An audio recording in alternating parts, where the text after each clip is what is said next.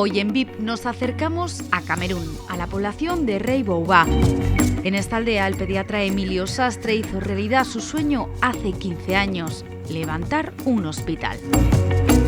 Es la Fundación Mayo Rey, un proyecto que nació en Burgos y al que se han sumado cientos de burgaleses, voluntarios sanitarios que viajan cada año hasta el corazón del país africano para realizar diagnósticos, revisiones e intervenciones a los pacientes que acuden a este centro sanitario.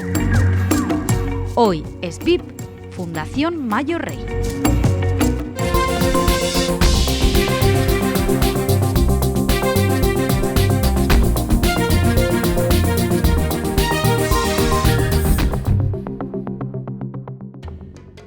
Mayo Rey nació porque yo desde que estaba estudiando medicina en los últimos cursos me quería marchar sobre todo a África.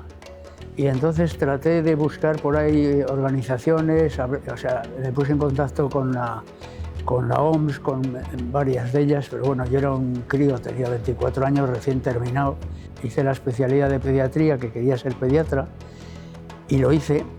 Y empiezas a trabajar, después resulta que encuentras una chica, te casas, pero no lo olvidé. Entonces conocí a un amigo que digo, oye, ¿por qué no me buscas trabajo allí? Habló con las autoridades de allí y me dijo, pues venir. Entonces al año siguiente me fui. Y entonces estuve yendo 13 años yo solo.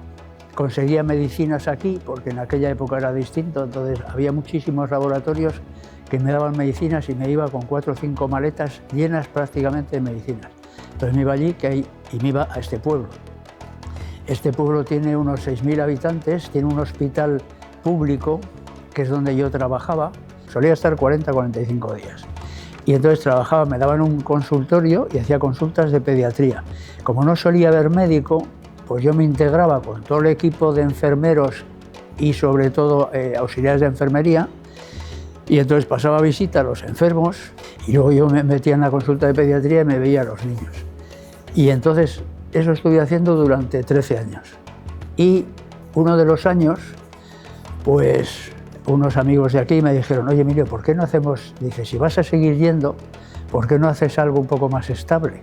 Porque yo mismo me consideraba un francotirador de la medicina. O sea, yo iba allí durante un mes o mes y pico, curaba los niños que podía, se morían los niños que se me morían, no curaba a quien no podía y luego desaparecía. Volví al año siguiente, hablé con las autoridades y se lo propuse. Me dijeron que sí y entonces nos juntamos, hicimos ya una asociación, una fundación, pusimos las primeras piedras, digamos, y empezamos la construcción del hospital. Un arquitecto de aquí nos hizo el diseño y luego poco a poco, pues en año y pico, 2 años, con todas las vicisitudes que pasan en África, incluso para construir, pues conseguimos hacer un hospital con 20 camas, 2 quirófanos.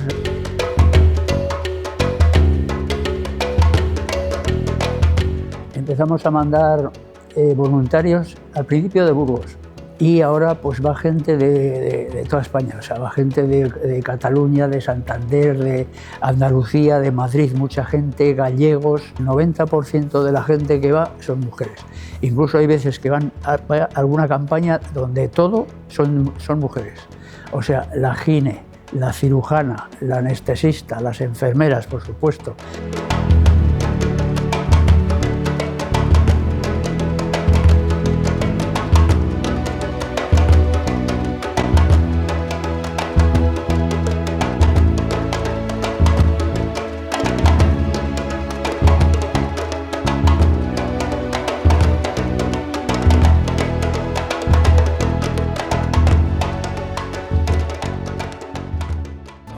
Aquí venimos para trabajar a tope. Este año ha habido mucho trabajo, muchos programados, muchas complicaciones, que nos ha hecho, pues eso, que a las 3 de la mañana nos hemos tenido que levantar. Hay una reunión en el hospital porque hay un hospital en África y no sé qué, podemos ir a enterarnos. Nos reunimos unas cuantas enfermeras del Yagüe con Emilio y pues nos comentó lo que era el funcionamiento y dijo, venga, ¿quién se apunta? Tú y tú. Dices, no, si yo venía solo aquí a pensármelo un poco, ¿no? Y dije, bueno, tira. Ese año a mí se me cambió todo el sistema, claro, porque allí se te caen todos los principios y las nociones que tienes de medicina y de cuidados y de cosas así de aquí, se te caen allí. Yo en un principio pensé en hacer un hospital solamente para cirugía, porque claro, allí una persona tiene un problema quirúrgico y o no tiene dónde ir, porque no existe, o no tiene medios económicos, porque allí la medicina pública es medicina de pago, como en todos los sitios del mundo y como en todo el tercer mundo. El hospital público se dotó con camas, mesillas, de todo del antiguo hospital militar, cuando lo cerraron. Entonces mandamos un contenedor yendo yo solo. Entonces equipamos ese hospital. Hay que ver a la gente de allí, cómo colaboraban contigo, te ayudaban en todo, estaban dispuestos para todo lo que necesitaras, para montar estanterías, camas, máquinas. El generador, que era una máquina de toneladas, ahí cómo se la cargaron a hombros, a mí me pareció eso impresionante. Esas primeras semanas fuimos un equipo, pero claro, no estaba equipado del todo, porque eso nos tocó equiparle. Entonces ahí era solamente para curas, porque para curas y consultas así muy puntuales. Ese primer año había todavía mucho la magia del pueblo.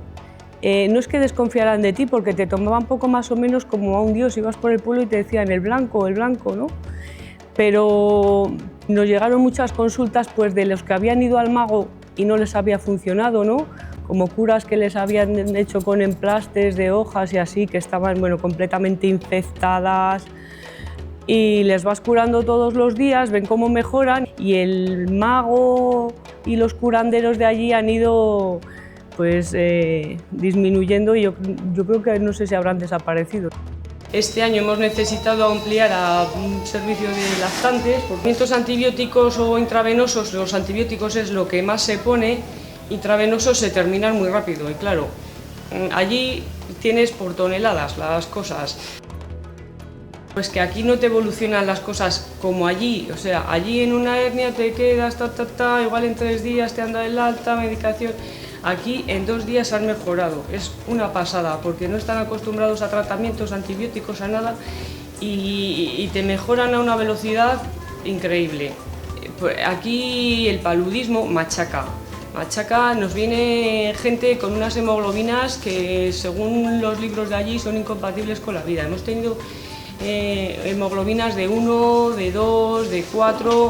Entonces, otro tema importante aquí son las transfusiones, que claro, lo único con lo que se arregla. Buscas un donante, lo primero que no tenga VIH, porque aquí es el pan de todos los días, y luego que sea compatible.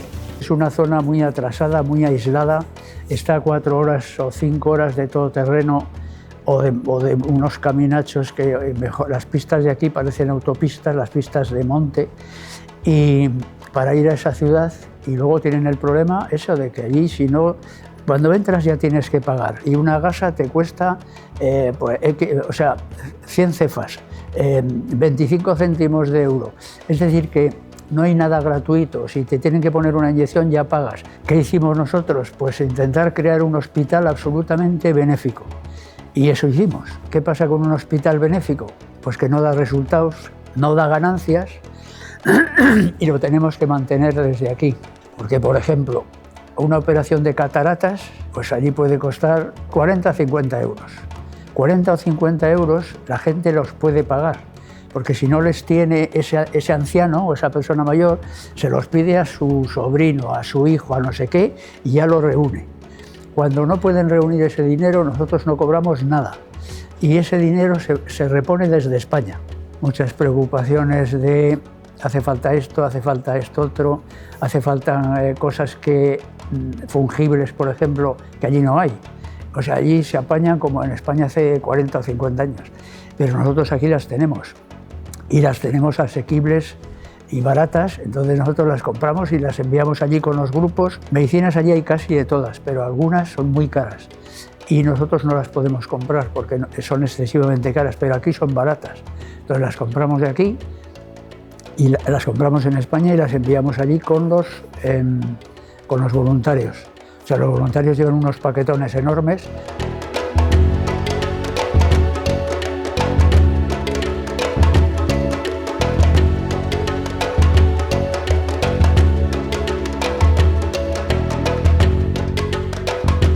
La enfermedad prevalente allí es el paludismo, la malaria.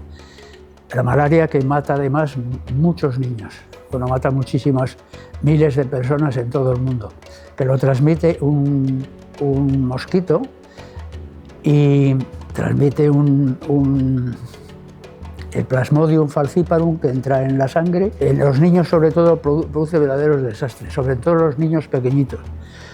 Pequeñitos digo de menos de 5 años. Luego ya no sé por qué, porque no lo sé, porque no crea inmunidad, pero sí que parece que crea una especie de defensa del organismo, y luego un organismo de un niño de 15 años o un adulto de 30 tiene más defensas, aunque se coja el paludismo, que un niño de 3 años o de 2 o de 5. Luego las parasitosis, porque claro, allí la higiene brilla por su ausencia. Entonces hay muchísimos parásitos de todo tipo, para la piel, intestinales, y después, bueno, pues las enfermedades propias yo como pediatra de los niños, y luego los mayores igual, o sea que allí mayores vemos con hipertensiones, diabetes, artrosis, problemas intestinales, gastritis, muchísimas, Helicobacter pylori, por ejemplo.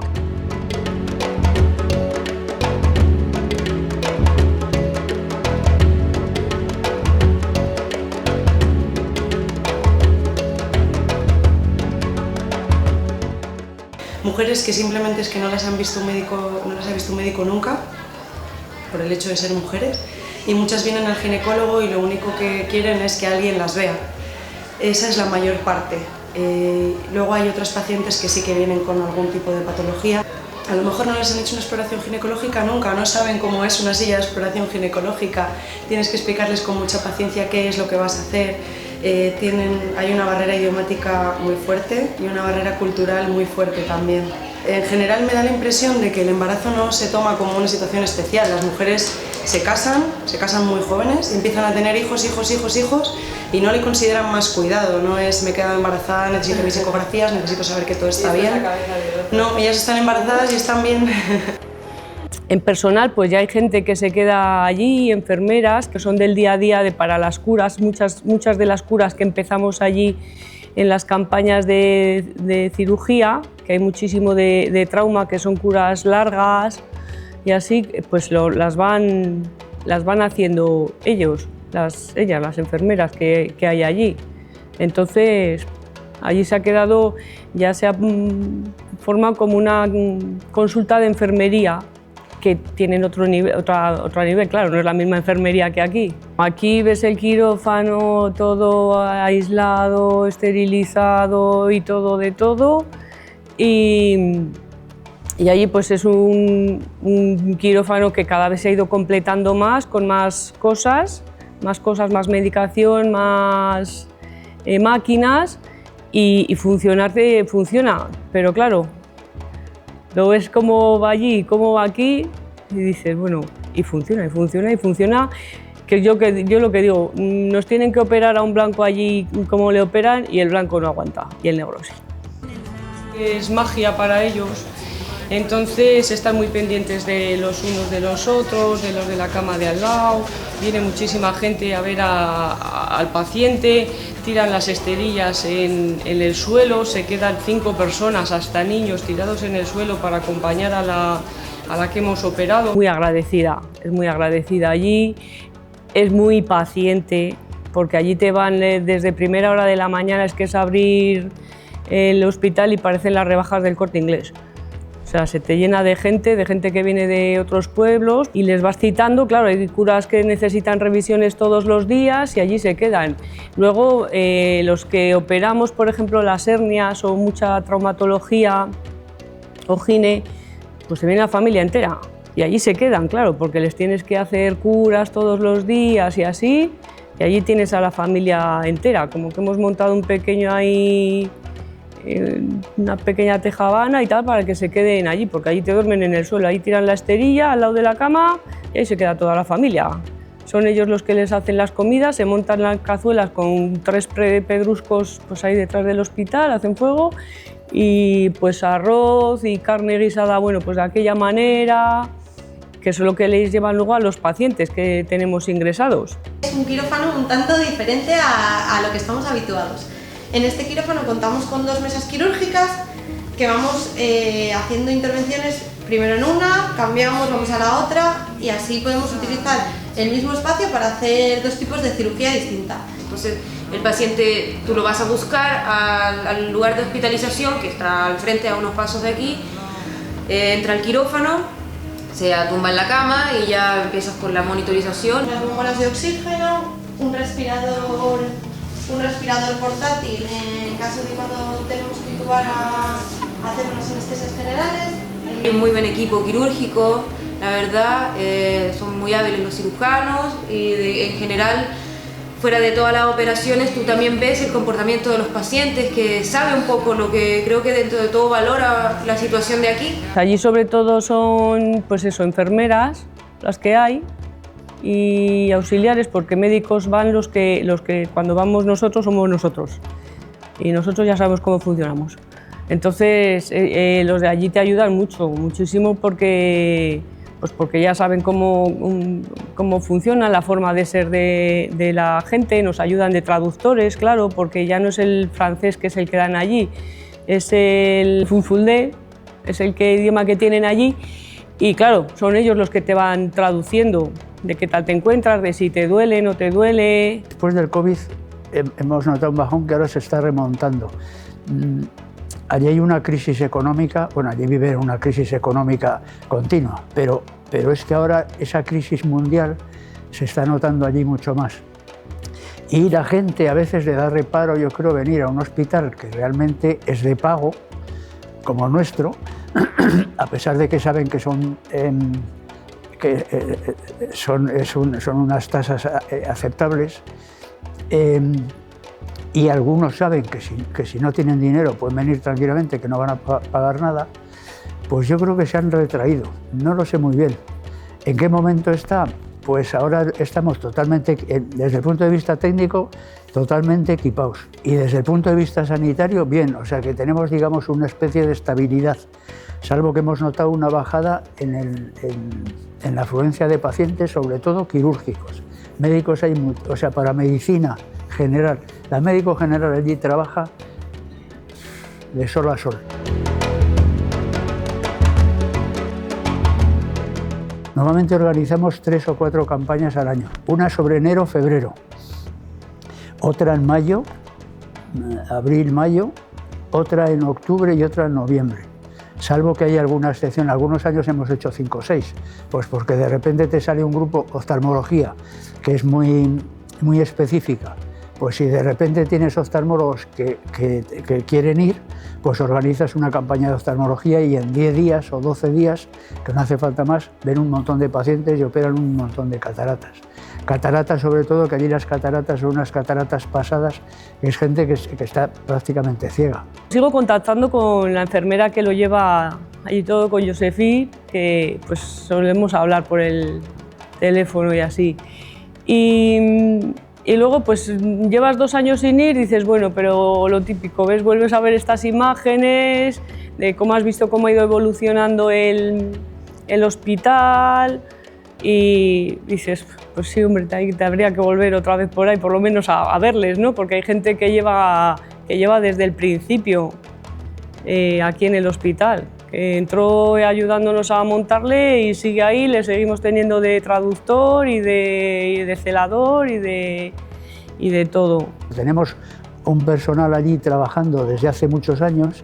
La enfermería ha ido cambiando, pero bueno, tenemos un personal más o menos estable, autóctono, y que vive de eso, trabaja con eso, y nosotros damos atención a un número de pacientes, yo creo que suficientes como para mantenerlo hasta, pues no lo sé.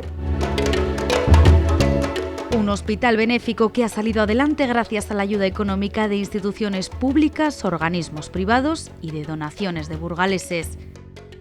Esto ha hecho que se hayan atendido ya a más de 60.000 enfermos. En las próximas semanas volverán a realizar otra campaña y lo harán con la misma ilusión con la que comenzó este proyecto.